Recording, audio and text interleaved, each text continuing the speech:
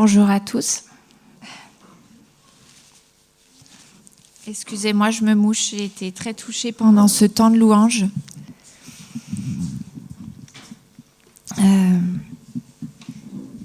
Pour commencer, je voulais vous dire, être là devant, c'est toujours un défi. Prendre la parole au micro, faut savoir que le Seigneur, il nous travaille, chacun. Et c'est pas anodin de prononcer des paroles comme ça. Dieu nous entend, Dieu est là, Dieu m'entend, Dieu nous voit. Et quand j'ai su que je devais apporter quelque chose ce matin, j'ai dit, Seigneur, qu'est-ce que tu veux que je dise ? J'ai dit, de quoi tu veux qu'on parle ce dimanche ? Et j'ai dit, Seigneur, je ne peux pas partager quelque chose qui ne me parle pas à moi en premier. Et cette épée à double tranchant, elle va vers vous, elle va vers moi. Et Seigneur, je vais être la première impactée par ce que tu vas me donner. Et du coup, voilà, c'est un partage, c'est pas une étude biblique, je suis pas une érudite de la parole. Je vais citer aussi des textes qui sont peut-être sortis un peu de leur contexte, mais la parole, elle est vivante. Et le réma de Dieu, c'est aussi ce qu'elle nous dit aujourd'hui et moi ce qu'elle m'a dit. Et voilà, prenez ce qui est bon pour vous, ce que Dieu veut vous dire. Moi, je fais un constat, comme on a parlé Marcel aussi ce matin. C'est difficile ce qu'on voit autour de nous aujourd'hui.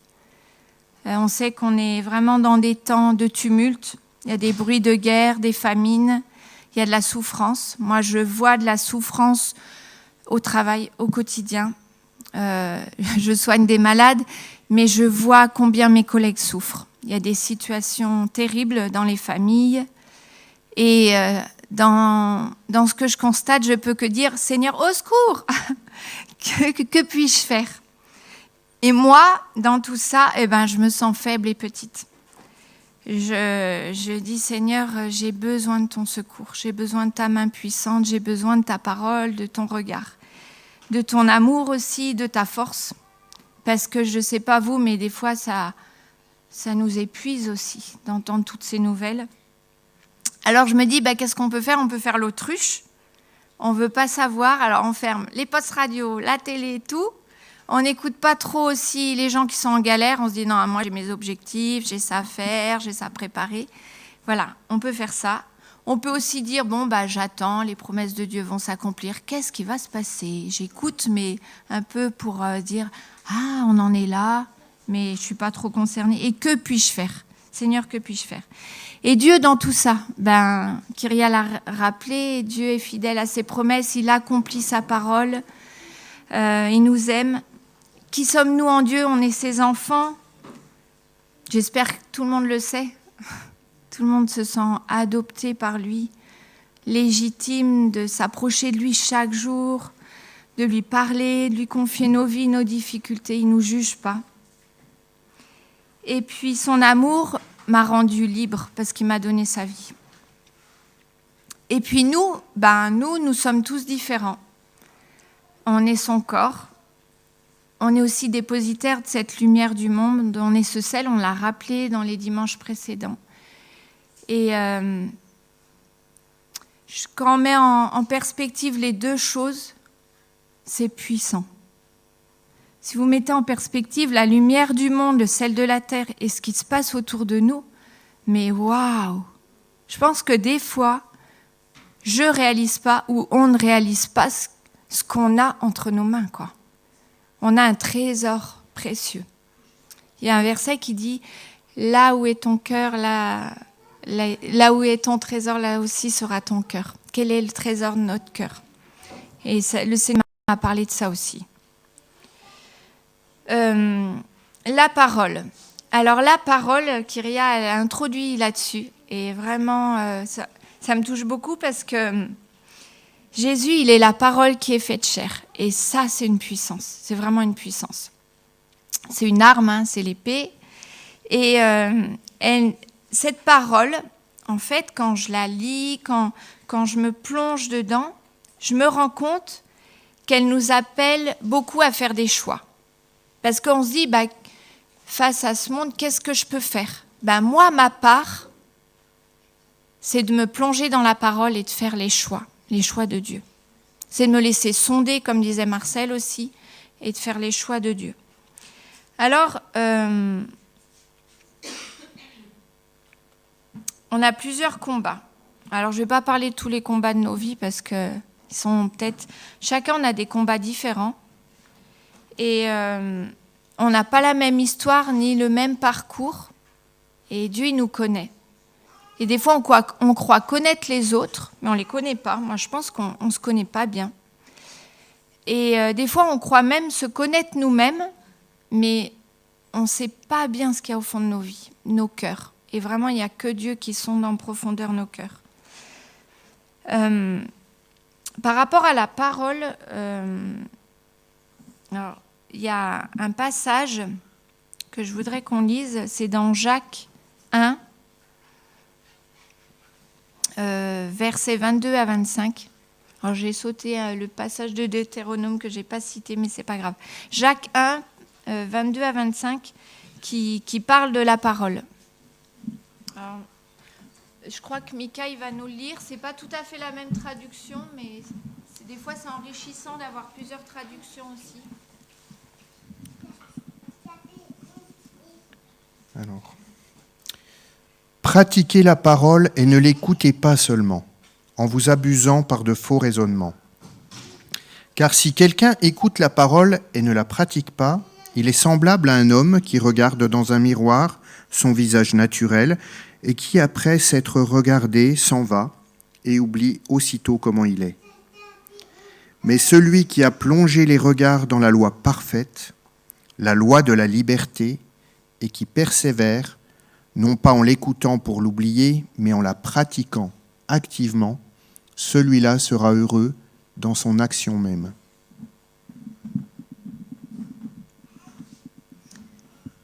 Alors, il y a plusieurs choses.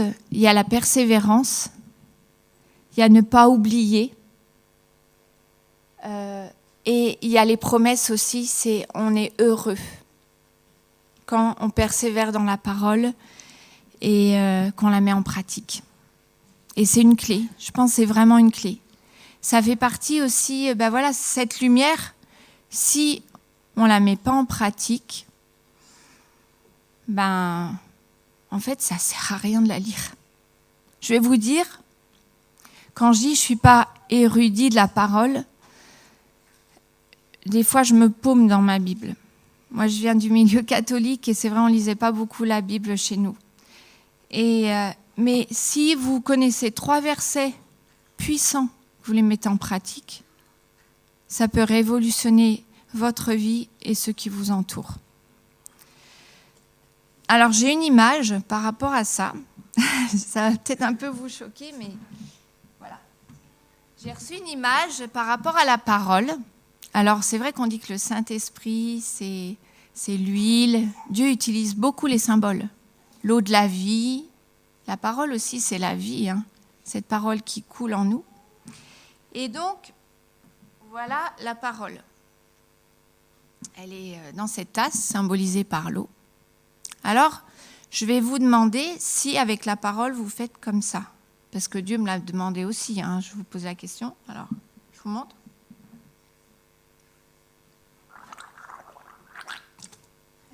Voilà, un gargarisme, ça s'appelle. Alors, c'est très bien quand on a mal à la gorge, quand on a besoin de soins de bouche parce qu'on a été chez le dentiste. Mais le Seigneur m'a dit, est-ce que tu fais des gargarismes avec ma parole ? Ou est-ce que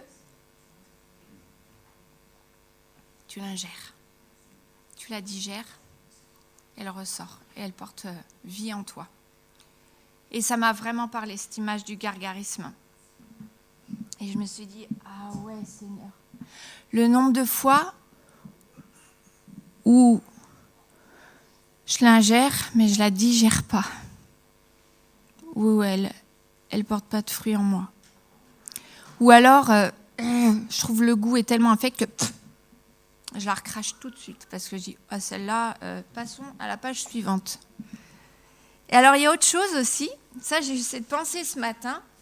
Bon, je ne vais pas le faire parce que là, c'est un peu dégoûtant. Il y a ceux où il y a moi, des fois, je prends la parole et je la recrache sur les autres.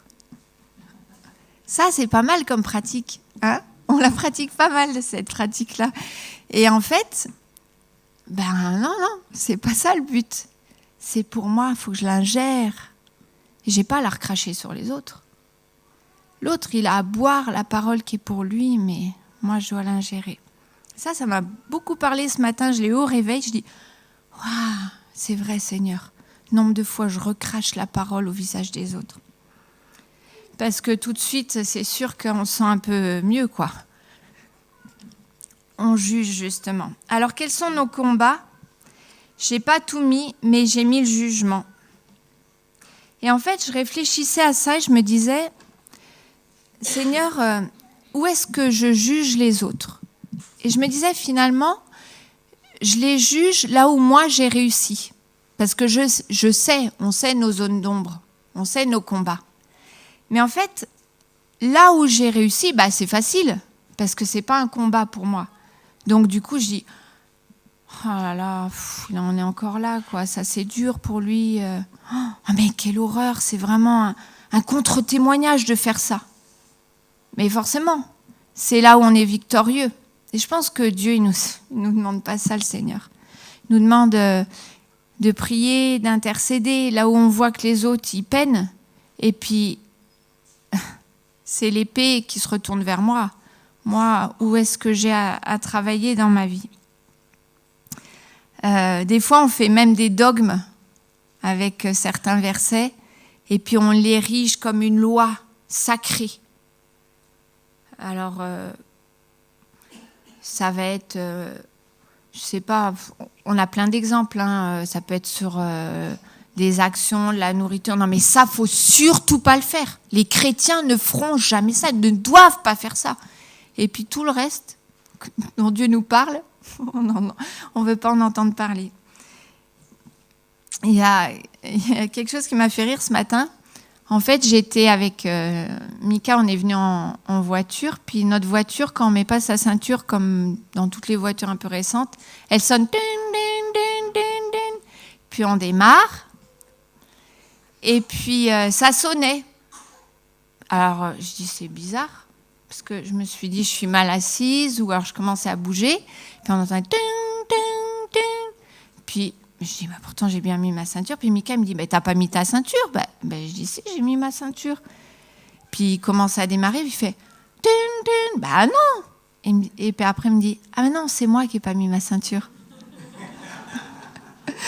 Et en fait, même moi, je pensais même pas qu'il l'avait pas mis, parce qu'en général, le conducteur, quand il démarre, il met sa ceinture. Et alors moi, je vérifiais la mienne, je me disais, mais purée, mais non, moi j'ai ma ceinture. Mais je dis, pourquoi elle sonne cette voiture ? Et ça m'a fait penser à ça. En fait, on regarde si l'autre, il a sa ceinture, mais on ne regarde pas si nous, on a pris notre ceinture. Et notre ceinture, elle est là. Hein. C'est ça, notre ceinture de sécurité. Et en fait, ça sonne et on se dit, l'autre, il n'a pas sa ceinture. Et moi, est-ce que j'ai mis ma ceinture ? Et je me disais, dans le jugement aussi, on oublie qui est Dieu. Parce que Dieu, c'est lui qui juge. C'est lui qui juge.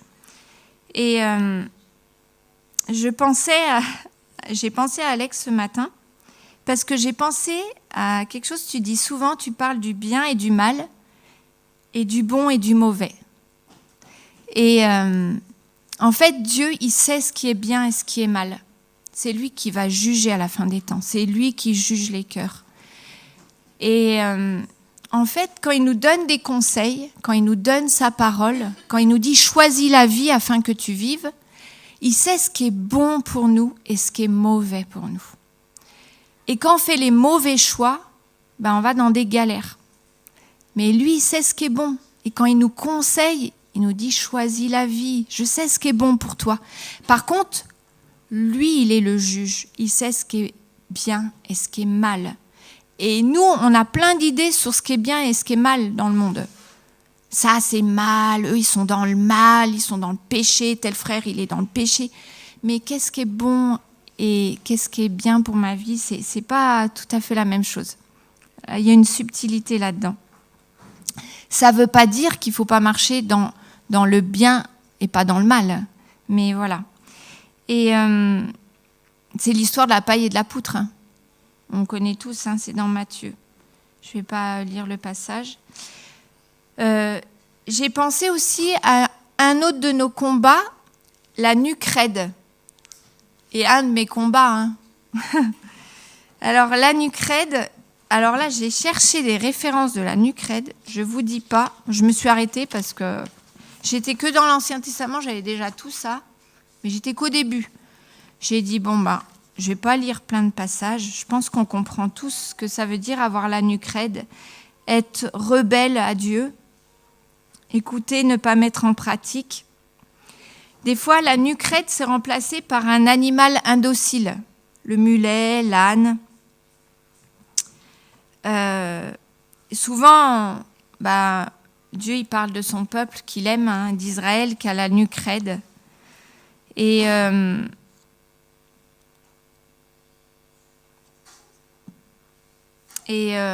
par rapport à ça, je me disais, c'est vrai que Seigneur, tu nous demandes d'obéir parce que tu t'attends à ce qu'on marche dans tes voies de façon droite. Et j'avais une image par rapport à notre manque d'obéissance, notre indocilité, qui illustre bien ce propos.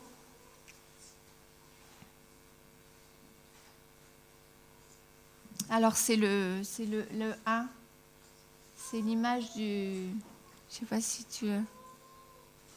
Voilà. Et en fait, on oscille dans nos vies. Et j'ai pensé à cette carte ce matin, parce que ce matin, en me levant, j'étais dans le noir dans la chambre. Et quand je suis sortie de la chambre, j'étais bizarre dans mes pieds. Et en fait, j'avais pris un de mes chaussons et un chausson de Mika quand je suis arrivée dans la salle à manger. J'ai dit, mais qu'est-ce qui se passe ? Et ça m'a fait penser à cette carte que j'ai à la maison. Et voilà. Et quand on tergiverse ou on discute avec Dieu, quand on est rebelle, on claudique d'un pied sur l'autre. Et si c'est le Seigneur qui est Dieu, si c'est lui la lumière du monde, le verset il dit suivez-le. Et ce verset me touche beaucoup parce que Dieu il nous voit danser sur ce monde. Il nous voit vivre. Il se désespère des fois aussi. Et il se dit, mais jusqu'à quand tu vas claudiquer d'un pied sur l'autre ? Jusqu'à quand tu vas prendre deux chaussures différentes, celle de ma parole, celle du monde ? Voilà. Et je me dis, des fois aussi, on a la nuque raide parce qu'on préfère avoir l'approbation des hommes que l'approbation de Dieu. Parce que des fois, c'est dur de faire les choix de Dieu, dans un premier temps.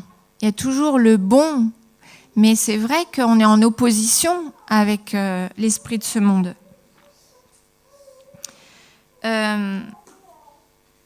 Alors, je ne vais pas en rajouter. Voilà. Il y a l'obéissance, il y a le jugement, il y a la nuque raide, il y a plein de choses. Je pense que chacun pour nos vies, on sait là où on a des combats. Mais maintenant, je me dis, que faire ? Seigneur, qu'est-ce qu'on fait de tout ça, là où j'en suis ?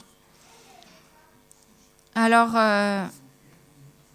il y a quelqu'un qui veut dire quelque chose ? Non, j'ai cru entendre. J'ai pensé à plusieurs choses. J'ai pensé à prier sans cesse, parce que le Seigneur, il me parle souvent de ça en ce moment. Prie sans cesse.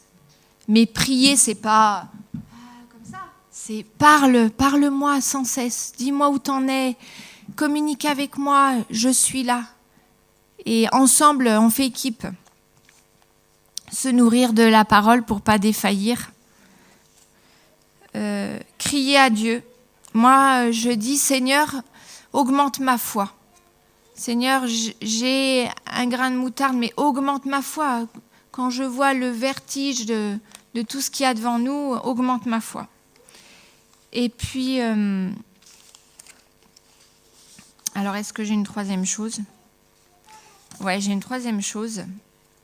C'est Seigneur, aide-moi à accepter ton chemin. Voilà, à entrer dans ton chemin, dans tes voies, faire les bons choix. Et j'ai été à la bibliothèque de Portes cette semaine et puis je discutais avec le monsieur qui validait mes livres. Et puis il m'a passé un prospectus parce qu'on est encore dans le mois de novembre. Alors en France, le mois de novembre, c'est vraiment le mois de la mort, quoi. Il y a la Toussaint, il y a... Et donc il proposait des jeux pour les enfants, des trucs. Puis il m'a dit, oh, il y a un parcours, il y a un jeu sur la bande dessinée. Puis j'ai pris le prospectus et en fait, en arrivant à la maison, j'ai vu le thème, c'est Histoire mortelle. En fait, c'est alors histoire à mourir de rire ou humour noir, mais c'était Histoire mortelle. Je dis, ah, j'avais même pas vu, c'était que des petites images de BD sur des trucs de mort, quoi, voilà. Et je l'ai refeuilleté cette semaine et j'ai dit, mais ça nous parle à nous, la mort.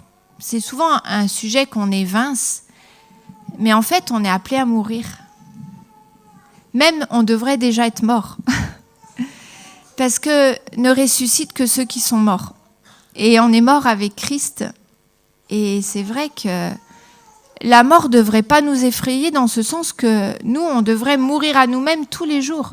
Parce que quand on choisit d'obéir à Dieu, plutôt que d'obéir à ce qu'on a envie, à nos choix, quand on choisit de ne pas rester dans la rébellion, de se dire, ah, mon idée, elle est quand même meilleure que celle du Seigneur, ou mon planning, j'aimerais bien le garder et tout, ben, on choisit de mourir. Et je me disais, ben, celui qui est mort, il en a fini avec la souffrance. Et je me rends compte qu'au travail, là où je souffre, c'est quand je ne suis pas encore morte dans certains domaines. Et par exemple, là où mon ego il est encore surdimensionné et que j'aime bien avoir raison et tout, si je suis en porte-à-faux avec une collègue et qu'elle fait pas, mais je t'ai dit pour le pansement machin, ça tient pas sur l'oreille, il faut mettre la bande. Et j'ai dit, elle a encore pas mis la bande. Et ben le pansement il est tombé. Et je dis, ben là, je suis pas morte à moi-même parce que je vais avoir raison encore.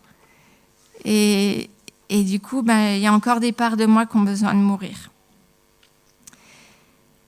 Et pour le suivre, en fait, ben, c'est ça, hein, mourir à ce que les autres pensent de nous, mourir à nos plans, mourir à nos principes, mourir pour ne plus être conduit que par le bon berger, le suivre et lui obéir.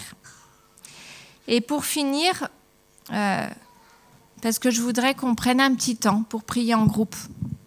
Je pense que voilà, on a besoin aussi de prier les uns pour les autres. Parce que des fois, ben, on a besoin de la prière des autres pour nous aider à enlever les scories. Puis ça fait du bien aussi, on se fortifie ensemble quand on prie les uns pour les autres et quand on expose aussi nos vies, comme ça, devant le Seigneur. Pour finir, je pensais à quelque chose, je me disais, Dieu vit-il chez nous ?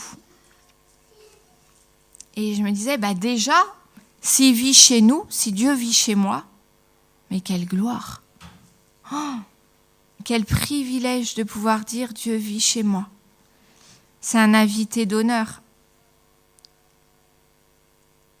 Et je me disais, il vit chez moi, mais il reste un invité. Parce qu'il est chez moi.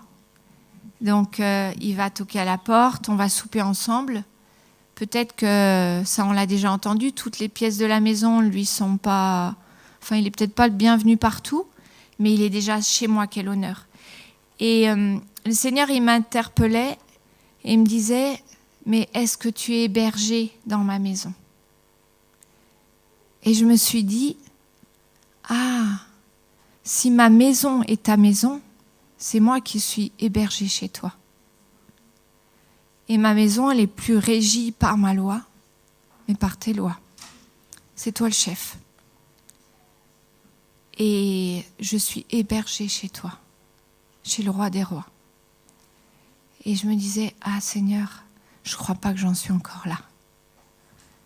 Et David, dans le psaume 4, non, dans le psaume, je n'ai pas noté le psaume, je crois que c'est 37, ouais, 27. il dit « Je demande une chose que je désire ardemment. Je voudrais habiter toute ma vie dans la maison de l'Éternel. Être hébergé par lui. » Voilà. Je ne sais pas, la version, c'est pareil. Et là, c'est lui qui décide ce qu'on va manger. C'est lui qui fait le planning, c'est lui qui connaît la maison. C'est lui qui me dit « Tiens, va voir telle pièce, il y a un cadeau pour toi. » Je suis hébergée chez lui. Voilà, et ce que j'aimerais vous inviter à faire ce matin, c'est qu'on puisse se mettre devant le Seigneur et dire « Seigneur, où est-ce que j'en suis avec ta parole ? Est-ce que je fais que des gargarismes ? Est-ce que je m'hydrate pas assez ? Est-ce que je la crache souvent sur les autres ? Où est-ce que j'en suis dans mes combats ? C'est normal d'avoir des combats, mais est-ce que des fois ils sont durs à porter ? Et est-ce que tu veux m'éclairer ? Peut-être je m'y prends mal. Kyria a parlé de proclamer la parole, c'est vrai que c'est une arme puissante. Hein. Et de prier la parole. Il y a tellement de promesses dans la parole.